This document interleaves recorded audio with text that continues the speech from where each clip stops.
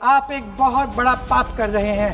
इस पाप में कांग्रेस पार्टी शामिल नहीं होगी। हमारा राष्ट्रगीत उस भावना का प्रतीक है जिसने सोए हुए, गुलामी में सोए हुए भारत के लोगों को जगाया, जिसने उन्हें हिम्मत दी कि ब्रिटिश साम्राज्य के सामने खड़े होकर वह सत्य और अहिंसा के नैतिक हथियारों के साथ सामना कर पाए। आज ये चर्चा एक भावना के ऊपर है।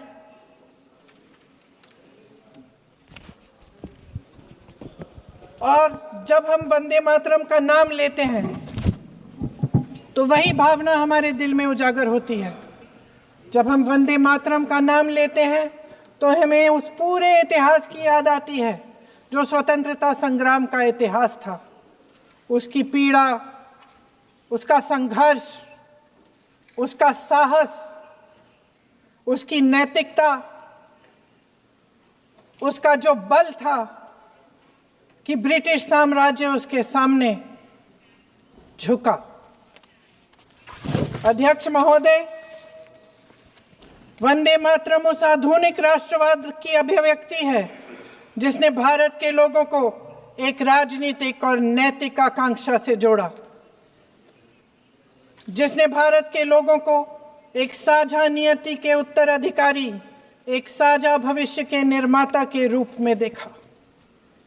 लेकिन आज की ये बहस मुझे कुछ अजीब सी लग रही है।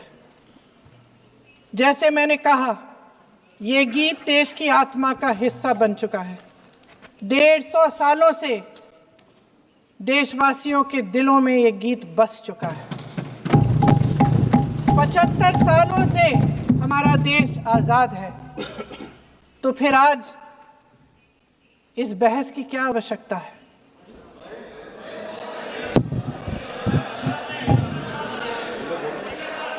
हमारा यहाँ मकसद क्या है?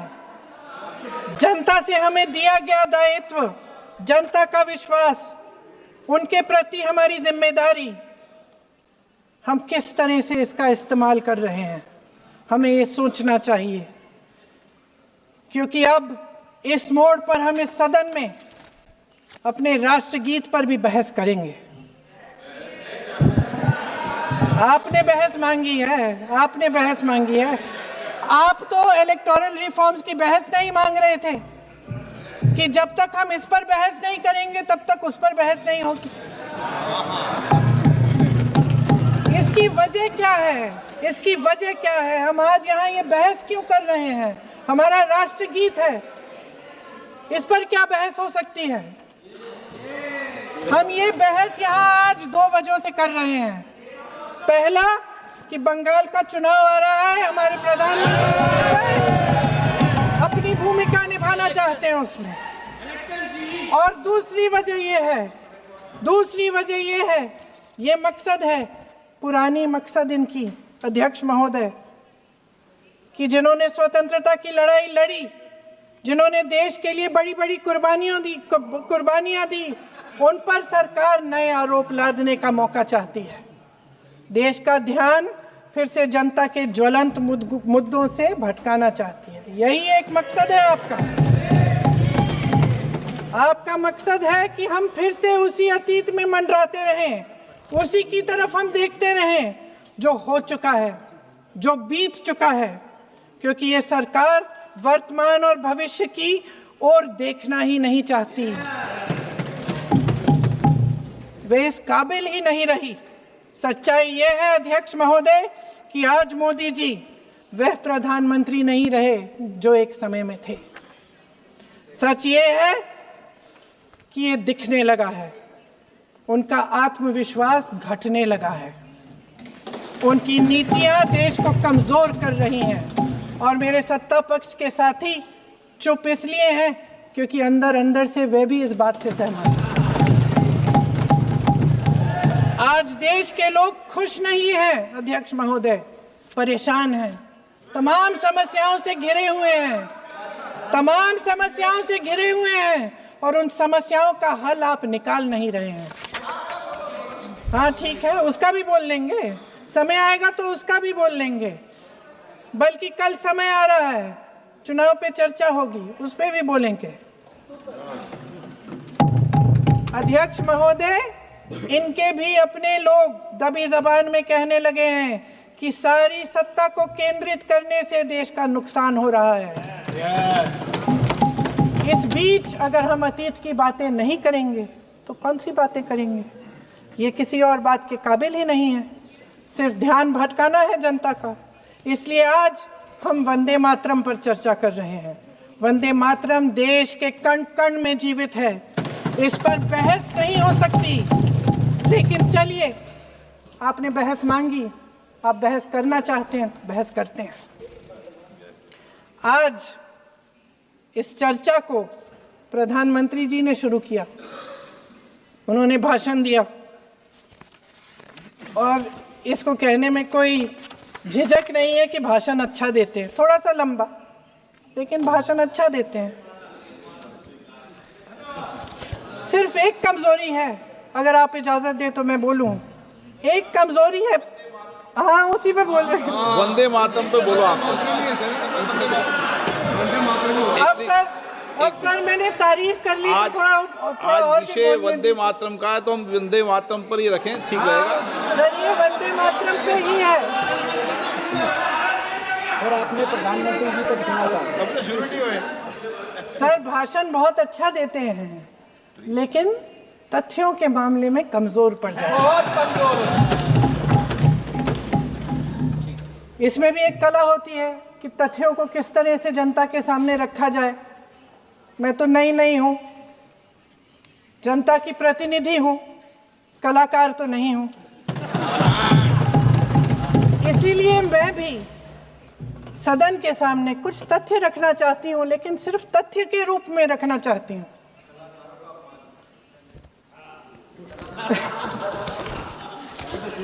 मैं उदाहरण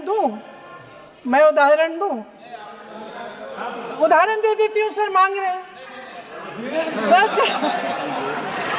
सर वंदे मातरम के बारे में, वंदे मातरम की जो सालगिरह पे आपने एक बड़ा कार्यक्रम आयोजित किया था, उसमें प्रधानमंत्री जी ने भाषण दिया।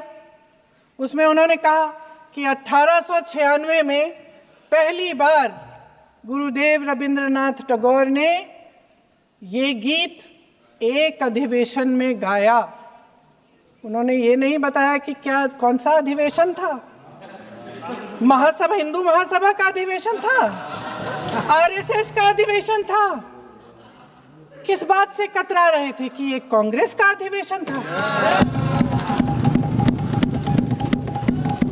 और उदाहरण दूं कि मैं अपना भाषण जारी रखूं, दे रही हूँ। जो वंदे मातरम की जो क्रोनोलॉजी है वो भी आप समझिए, जो असली क्रोनोलॉजी है। 1875 में महाकवि बंकिम चंद्र चट्टोपाध्याय ने इस गीत के पहले दो अंतरे लिखे, जो आज हमारे राष्ट्रगीत घोषित हुए हैं, मतलब जो घोषित हुए थे और जिसको हम आज अपना राष्ट्रगीत कहलाते हैं। ये पहले दो अंतरे लिखे 1882 में। 7 साल बाद उनका एक उपन्यास प्रकाशित हुआ, आनंद मठ। उस उपन्यास में यही कविता उन्होंने प्रकाशित की, लेकिन इसमें 4 अंतरे जोड़ दिए। 1896 में कांग्रेस के अधिवेशन में गुरुदेव रविंद्रनाथ टैगोर ने पहली बार ये गीत गाया। 1905 में बंगाल के विभाजन के खिलाफ आंदोलन के समय वंदे मातरम जनता की एकता की गुहार बनकर गली गली से उठा।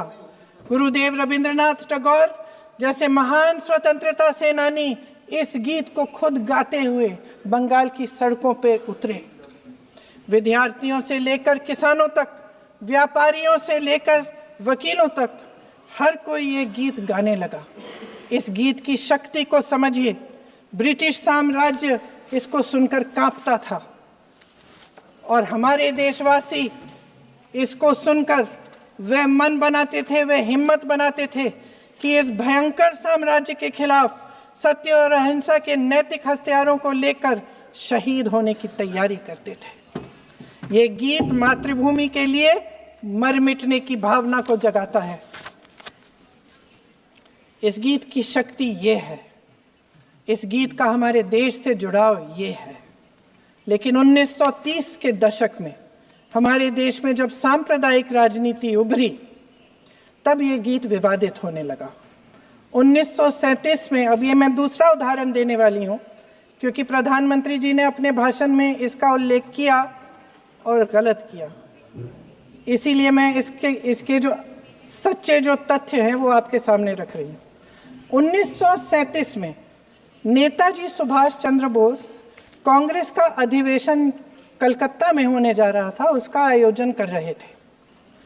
तो जो मोदी जी ने पत्र सुनाया सदन में 20 अक्टूबर का, और कहा कि जवाहरलाल नेहरू जी ने नेताजी को ये चिट्ठी लिखी और ये कहा कि इस पर चर्चा होनी चाहिए, उससे पहले 3 दिन पहले नेताजी सुभाष चंद्र बोस ने पंडित जवाहरलाल नेहरू को एक चिट्ठी लिखी थी, जिसका जिक्र आपके प्रधानमंत्री ने नहीं किया। और इस चिट्ठी में सुन लीजिएगा,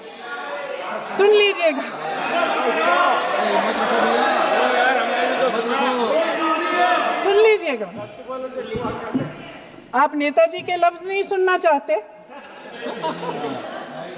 बंगाल का चुनाव आ रहा है।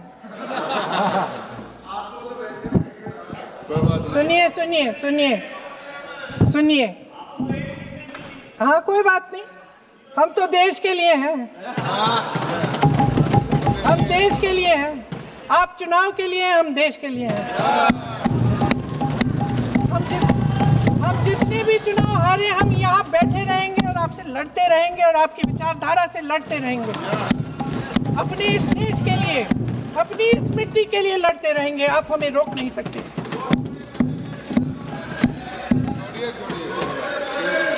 सुन लीजिए सुभाष चंद्र बोस जी ने क्या कहा, सुन लीजिए।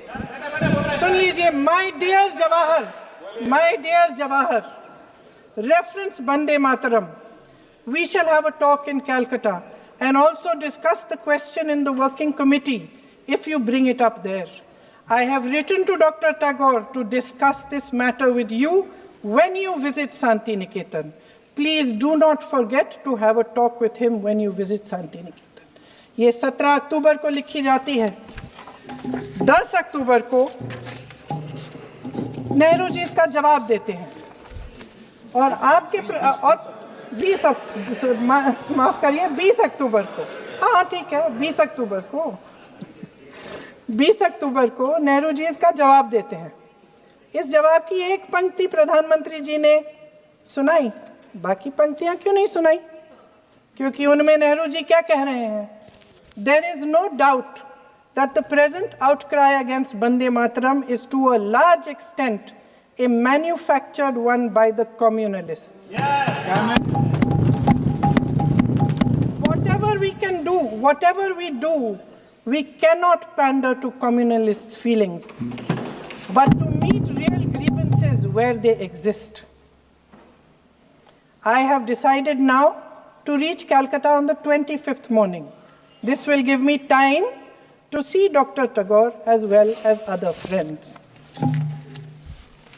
समझ रहे हैं आप? प्रधान चुप है तो समझ ही गए होंगे। फिर क्या होता है?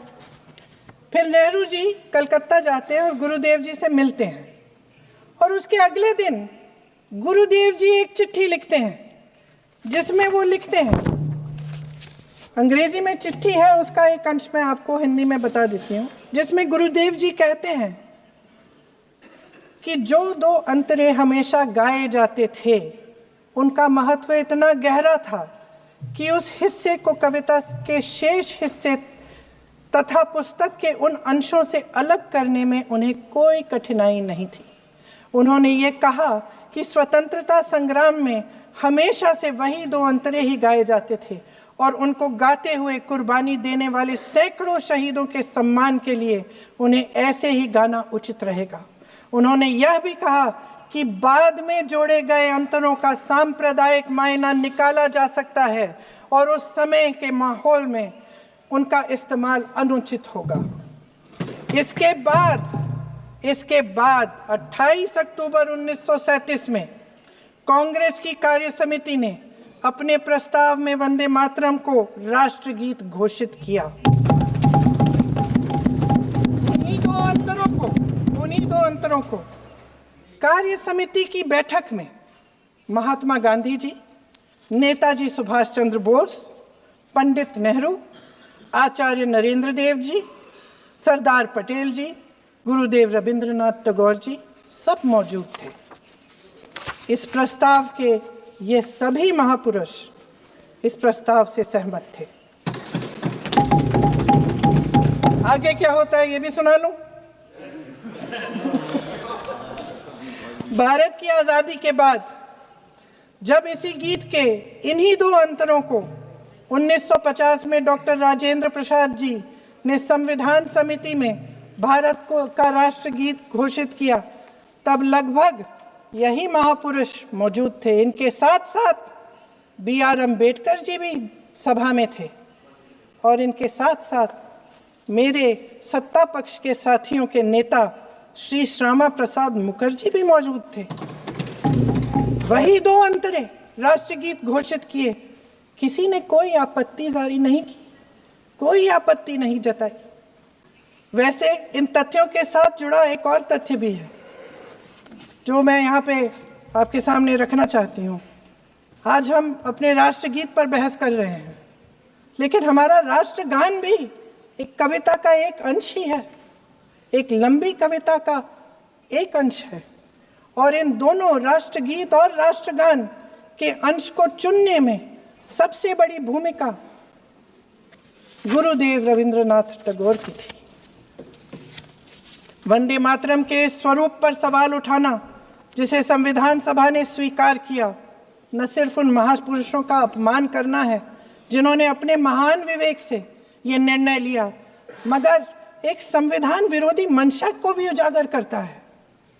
क्या सत्ता पक्ष के हमारे साथी इतने अहंकारी हो गए हैं कि अपने आप को महात्मा गांधी जी से, रविंद्रनाथ टैगोर जी से, राजेंद्र प्रसाद जी से, बाबा साहब अम्बेडकर जी से, मौलाना आजाद जी से, सरदार पटेल जी से, सुभाष चंद्र बोस जी से बड़ा समझने लग गए हैं? मोदी जी का अपने भाषण में ये कहना कि राष्ट्रगीत को एक विभाजनकारी सोच द्वारा काटा गया, उन सब महापुरुषों का अपमान है जिन्होंने अपना पूरा जीवन इस देश की आजादी की लड़ाई में झोंक दिया। वंदे मातरम को विभाजित करने का आरोप लगाकर आप पूरी संविधान सभा पर आरोप लगा रहे हैं, उसके हर एक नेता को दोषी ठहरा रहे हैं। यह हमारी संविधान सभा और हमारे संविधान का खुला वार है। और जहां तक जवाहरलाल नेहरू जी की बात है, जितनी देर हमारे प्रधानमंत्री देश के प्रधानमंत्री रहे हैं, 12 साल हो गए हैं, लगभग उतने ही सालों के लिए जवाहरलाल नेहरू जी जेल में रहे। किस लिए? इस देश की आज़ादी के लिए। उसके बाद 17 साल के लिए प्रधानमंत्री रहे। आप बड़ी आलोचना करते हैं इनकी, लेकिन अगर इन्होंने इसरो नहीं बनाया होता तो आज आपका मंगलयान नहीं होता। अगर DRDO नहीं बनाया होता तो तेजस नहीं बनता। अगर IIT और IIM नहीं बनाए होते तो हम आज IT में आगे नहीं होते। अगर एम्स नहीं बनाया होता तो हम कोरोना की जब बड़ी चुनौती का सामना कैसे करते? हाँ, वही बना रहा है, नहीं बना कुछ भी। इसका मतलब है इस मुद्दे का जवाब नहीं है आपके पास। अगर इन्होंने BHEL, गेल, सेल, भाखड़ा नंगल ये सब नहीं बनाया होता जो आप सब बेच रहे हैं, तो ये विकसित भारत कैसे बनता? और मत कहिए बाकी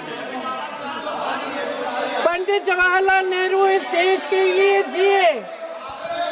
सुन लीजिए, बेच लो यार और बाकी भी बेच देंगे जी। पंडित जवाहरलाल नेहरू इस देश के लिए जिए और देश की सेवा करते करते उन्होंने दम तोड़ा।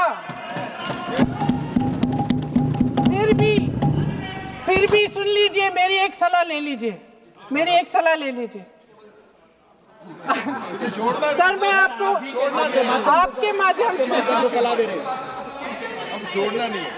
सर मैं आपके माध्यम से एक सलाह दे देती हूँ। हमारे प्रधानमंत्री महोदय 12 सालों से इस सदन में हैं, मैं मात्र 12 महीनों से हूँ। फिर भी छोटी सी सलाह है। उन्होंने अभी हाल ही में चुनाव था, कुछ महीनों पहले उन्होंने एक सूची निकाली थी कि विपक्षी दलों ने और विपक्ष के नेताओं ने कितने अपमान किए हैं इनके, और उसमें शायद 90-99 ऐसे उन्होंने अपमानों की सूची बनाई थी। तो मैं उनको एक छोटी सलाह देना चाहती हूँ कि नेहरू जी से जितनी भी शिकायतें हैं, जितनी भी गलतियाँ उन्होंने की आपके जहन में, जितनी भी गालियाँ देनी है, जितना भी अपमान करना है, उसकी भी एक सूची बना दीजिए। नहीं, बात खत्म नहीं है। 999 अपमान, 9,999 अपमान, सूची बना दीजिए और फिर हम एक समय निर्धारित करते हैं। जैसे हमने 10 घंटे आज वंदे मातरम पर हमने बहस किया है ना, उस तरह से हम अध्यक्ष महोदय जी से पूछेंगे, एक समय निर्धारित करेंगे, 10 घंटे, 20 घंटे, 40 घंटे, जितने घंटों में आपकी ये शिकायत पूरी हो जाए, माननीय सदस्य आप आप शांत हो जाएं और हम बहस कर लेंगे। लेकिन इस सदन का कीमती समय, जिसके लिए हमें यहाँ पे जनता ने भेजा है, जैसे हमें जनता की समस्याओं को हल करने के लिए चर्चा करनी चाहिए, इस्तेमाल करना चाहिए, उसको एसी के लिए इस्तेमाल करिए। उसके बाद जैसे अंग्रेजी में कहते हैं ना, जैसे अंग्रेजी में कहते हैं कि once and for all let's close the chapter, close कर लीजिए। देश सुन लेगा क्या क्या शिकायतें हैं, किसने क्या किया, इंदिरा जी ने क्या किया, राजीव जी ने क्या किया, परिवारवाद क्या होता है, नेहरू जी ने कौन सी गलतियां की, सुना लीजिए, फिर खत्म। उसके बाद बेरोजगारी, महंगाई, महिलाओं की समस्याएं, जो पीएमओ में हो रहा है उसकी बातें, उसकी चर्चा, जो बैटिंग ऐप के बारे में हो रहा है पीएमओ के अंदर, आप सदस्य प्लीज, जो एप्स्टीन फाइलों में आपके मंत्री महोदय के नाम निकल आए हैं, माननीय उसकी चर्चा करेंगे। आप वंदे मातरम में बोले, आप इधर उधर डाइवर्ट मत हो।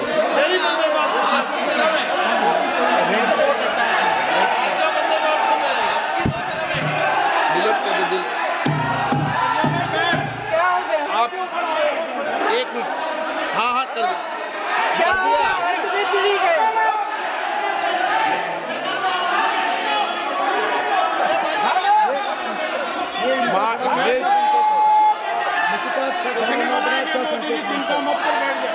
बहुत बढ़िया। माननीय सदस्य 1 मिनट, माननीय सदस्य आप वंदे मातरम पर सार्थक चर्चा करें। ठीक सर, इधर उधर सर, बात डाइवर्ट यही मत हो। थी सर, संक्षिप्त में बात यही थी कोई डाइवर्ट नहीं कि होना हम चाहिए अतीत अपन पे को। बातें करते रहते हैं। माननीय सदस्य नहीं, आप बिना तथ्यों के कोई बात नहीं करें। आप वंदे मातरम पे बोले उचित रहेगा।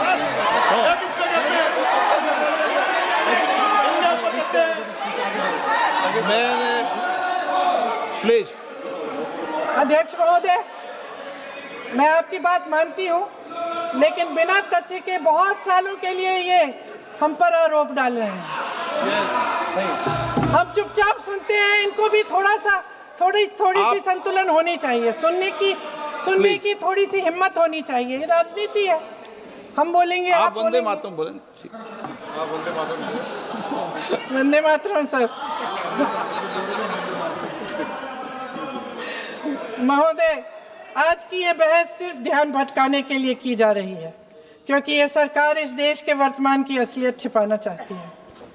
आज देश का युवा कितना परेशान है, कितनी मुश्किल में है, पेपर लीक होते रहते हैं, बेरोजगारी है, महंगाई इतनी बढ़ चुकी है। इसकी चर्चा हम सदन में क्यों नहीं कर रहे हैं? आरक्षण के साथ जो हो रहा खिलवाड़ है, उसकी चर्चा हम यहाँ क्यों नहीं कर रहे हैं? महिलाओं की बात होगी, बड़े बड़े ऐलान होंगे, मगर उनकी परिस्थितियों को सुधारने के लिए कोई ठोस कदम यहाँ क्यों नहीं उठाया जा रहा है? इन्हीं दरवाजों के बाहर खड़े होकर पत्रकार तरह तरह, आपने कहा कि आरोप मत लगाइए बगैर तथ्य के, तो मैं बोलूं कि नहीं बोलूं? नहीं, बिल्कुल नहीं। सर क्यों नहीं? नो, आप उधर की बात मत बोलो। आप जल्दी से बोल लेते हो, फिर आप सदन में बंद जो कर कुछ देना। भी बोले हैं वो तथ्यों से बोले। आपको हर चीज ऑथेंटिक करनी पड़ेगी, इसलिए आप तथ्यों से बोले। पत्ते पे लगाए। अच्छा सर, बड़े बड़े शहरों में प्रदूषण है, लेकिन हम इस सदन में बैठकर सिर्फ छोटी छोटी बातें करेंगे। जी,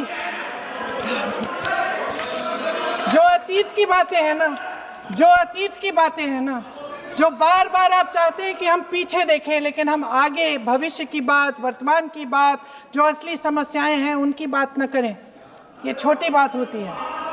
आप में हिम्मत है तो भविष्य की बात करिए, हिम्मत है तो बात करिए कि बेरोजगारी क्यों है, कि पेपर लीक क्यों होते हैं। आप चेयर को एड्रेस करें। आपको अच्छा, खत्म कर लेती हूँ, चेयर खत्म के कर एड्रेस लेती करो हूँ। आप। अध्यक्ष महोदय जी, अध्यक्ष महोदय जी, सच्चाई ये है कि इनका शासन दमन का शासन है।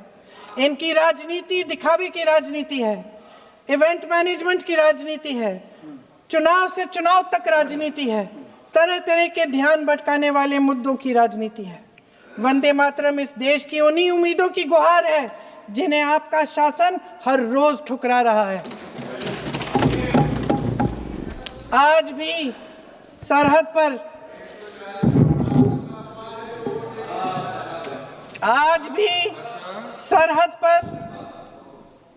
पर जवान जब दुश्मन का सामना करता है तो उसकी छाती में वंदे मातरम गूंजता है।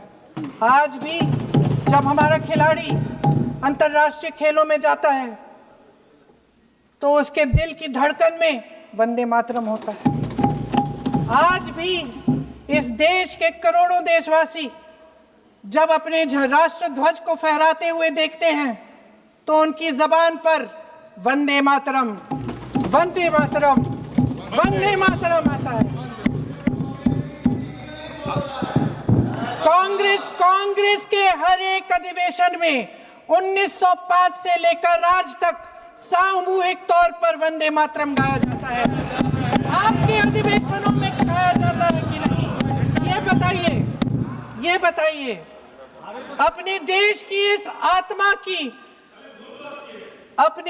की आत्मा के इस महामंत्र को विवादित करके आप एक बहुत बड़ा पाप कर रहे हैं।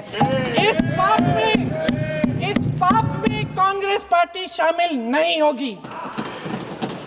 ये राष्ट्रगीत वंदे मातरम हमेशा से हमें प्यारा है, हमेशा से हमारे लिए पवित्र रहा है और हमेशा के लिए हमारे लिए पवित्र रहेगा। धन्यवाद।